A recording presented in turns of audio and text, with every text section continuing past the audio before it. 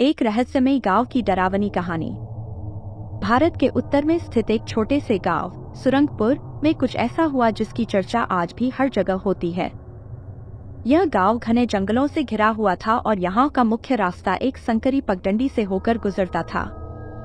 गांव में हर रात अजीबोगरीब घटनाएं होती थी जो लोगों को भयभीत कर देती थी।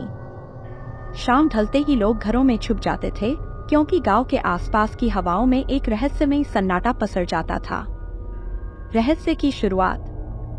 सुरंगपुर में एक दिन शहर से एक नई परिवार आया। राकेश, उनकी पत्नी मीना और उनका 10 साल का बेटा आर्यन।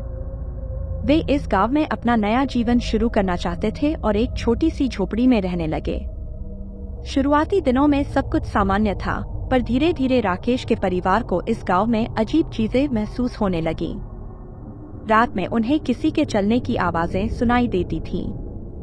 कभी दरवाजे पर दस्तक सुनाई देती, पर जब दरवाजा खोलते तो कोई न होता।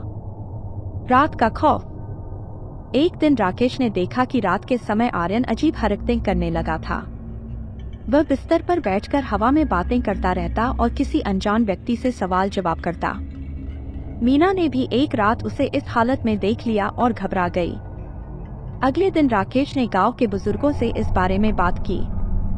बुजुर्गों ने उसे बताया कि यह गांव पहले ही कई परिवारों को खो चुका है और यहाँ एक रहस्यमयी आत्मा की उपस्थिति है जो बच्चों को अपनी तरफ खींचती है। बुजुर्गों ने उसे बताया कि यह आत्मा एक महिला की है जिसका नाम सविता था। सालों पहले सविता इसी गांव की रहने वाली थी। सविता का एक बेटा था जो एक रात अचानक गायब हो गया। उसके बाद से वह खुदकुशी करने पर मजबूर हो गई, लेकिन उसकी आत्मा आज भी अपने बच्चे की तलाश में भटकती है। लोगों का मानना था कि सविता की आत्मा अब गांव के बच्चों को अपनी तरफ आकर्षित करती है ताकि वह उनमें अपने बेटे की छवि देख सके। सविता की आत्मा से सामना। एक रात राकेश ने आर्यन को कमरे में बिस्तर पर नहीं पाया। घबराकर उन्होंने हर जगह उसकी तलाश शुरू की, लेकिन कहीं पता नहीं चला। तभी उन्हें घर के बाहर से हंसी की आवाजें सुनाई दी। उन्होंने दरवाजा खोला और देखा कि आर्यन जंगल की तरफ जा रहा है, जैसे किसी ने उसे पुकारा हो। राकेश ने भागकर उसे रोका और घर वापस ले आए। अगले दिन राकेश ने गांव के पुजारी से मिलकर मदद मांगी। पुजारी ने उसे सलाह दी कि वे एक पूजा का आयोजन करें ताकि आत्मा को शांति मिल सके। लेकिन गांव के कुछ लोग मानते थे कि इस पूजा से आत्मा और ज्यादा क्रोधित हो जाएगी।